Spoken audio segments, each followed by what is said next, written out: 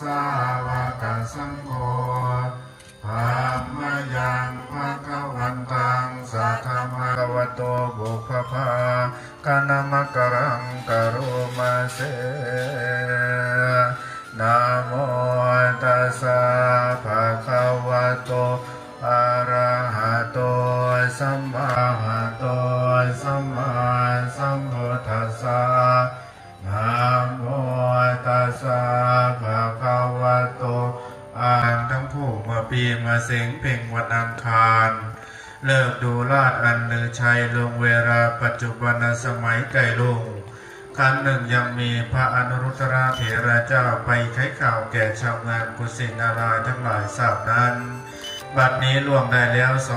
2,569 พรรษาปัจจุบันสมัยเดือนกุมภาพันธ์นมาสุรทินที่ 26 วันพฤหัสบดีตรงกับวันขึ้น10 ค่ำเดือน 4 ปีมะศาสนายุคการแห่งองค์สมเด็จพระอรหันตสัมมาสัมพุทธเจ้ามีนัยยะอันพึงพุทธบริษัททั้งหลายจะพึงกำหนดนับด้วยประการฉนี้ข้าขอเชิญคุณความศักดิ์สิทธิ์แห่งองค์หลวงพ่อพระเจ้าองค์ตื้อผู้เมืองล่าหนององค์ประเสริฐเลิศศักดาหลวงพ่อพระไสยองค์เอกนายเมืองกระเดืองแผ่นดินนี้ตลอดทั้งเทพดาเจ้าทั้งหลายอามีมเหสักหลักบ้านมเหฐานที่นี้เพื่ออนุโมทนาในการประกอบพิธีแห่งปวงข้าพุทธเจ้าทั้งหลายบัดนี้ข้าพระเจ้าบัณฑิตพามชัยชนะโลกสิงห์สวยจากวงเวียนชัยสิริสุทโธจะได้ประกอบพิธีพีบวงสรวงสักการะตามทำนองสุนทรเมืองวงมาพาสุรินทรามงเมืองสวรรค์กับทางพระจันทร์เมืองสีใสสะอาดผาสุริยะไผ่แสงรัศมีแดงเมืองหอยกับทางเจ้ายอดสอยจอมเขาเกิดปัญญาและเจ้าเสาจิตพระองค์จงเสด็จลงมาพร้อมพร้อมว่านำลมอยู่คอยฟังอันฟุ้งขาทั้งหลายหาวายวอนหาลาธนายังเทพพยุดาเจ้าทั้งหลายอันใหญ่ยังอยู่คู่ภูผาภาษาเมืองในสถานที่นี้เป็นเขากับทั้งเทพพยุดาเจ้าทั้งหลายอันมีพุทธิรัตนะในที่นั้นหนแห่งอันประตูเมืองรัศมีเฮืองงามยอดยิ่งพาทำติงตั้งอยู่โสภูคุณลูและวัวเคียมและเทพพยุดาเจ้าทั้งหลาย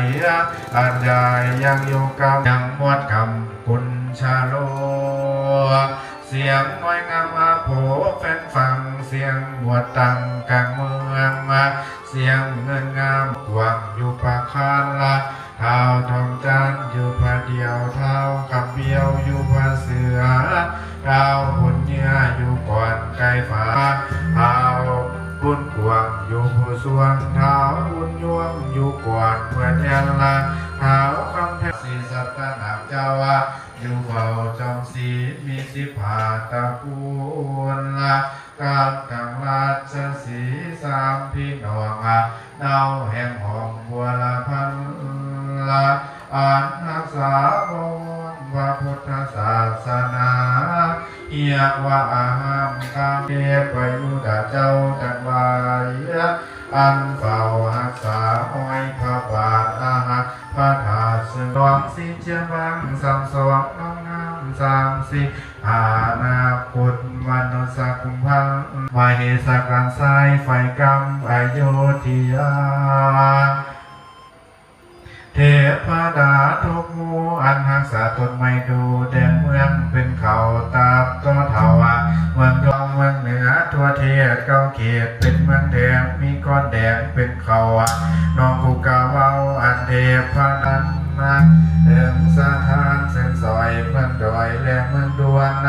ตัดมวลจนจะมาเป็นเมืองอ่างเมืองฟังสาอยู่ไฟเมืองเจียกและเมืองเจียงเมืองบางและเมืองมนละตัวแดนคงเขต12 จุไทยเป็นเขากับดังเทพภูพานเป็นประเทศท้าวอมฤตถึงแดนดินห้วยหุบพายบนภูเขาเมืองว่าขวาล่างนางกลางแก่นแก้วและเทพดา เมืองหอยเหลียงเมืองเสือนซาหนึ่งชาวเมืองน้ำโตประเทศพ้นแบ่งแปลงเมืองไซแหลเมืองลาเทพดาเมืองหลวงภูพาเมืองผาอ่อนอันอุดมสมาคมไปด้วยพระบรมราชาในพิธีพี่เมืองสวง169 พรรษาขอจงเป็นบิดาโอพระราชาหรือไทยประหมดตามกำหนดรัตนมหามงคลสักกะจังอาลาภะทังกะโรภะ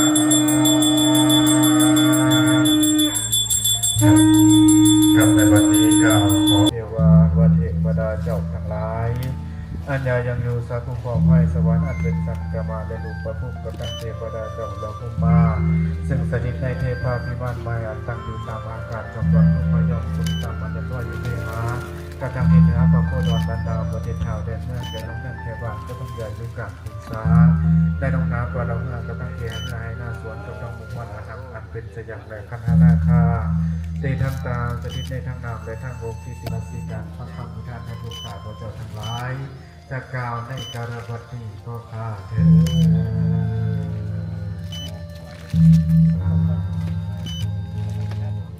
สำหรับการประกอบพิธีบวงสรวงเทพธิดาเจ้าทั้งหลายในงานนมัสการปีทององค์หลวงพ่อพระเจ้าชื่อประจำปี 2569 ซึ่งมีกำหนดตั้งแต่วันที่ 26 กุมภาพันธ์ถึงวันที่ 3 มีนาคม พุทธศักราช 2569 วันนี้ถือว่าเป็นอันเสร็จสิ้นสมบูรณ์ได้ปลูกข้าวกล่องดอกไม้ปักขึ้นมาเสร็จสิ้นนะครับมาจากนั้นจะเปิดโอกาส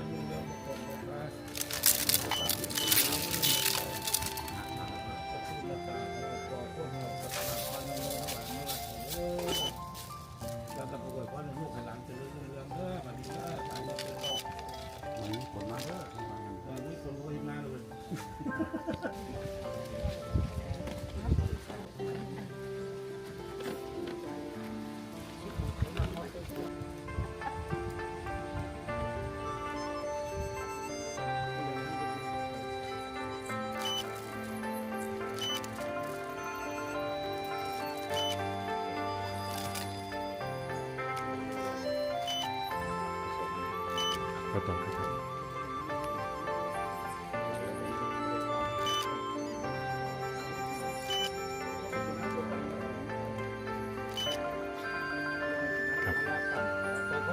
จะเริ่มจะมาเกิดแก้วถึงผู้ที่เด้อซอยเล็กซอยสั่งซอยมาหน้าวัดสั่งบ้านจะเริ่มรุ่งเรืองวาสนาบารมี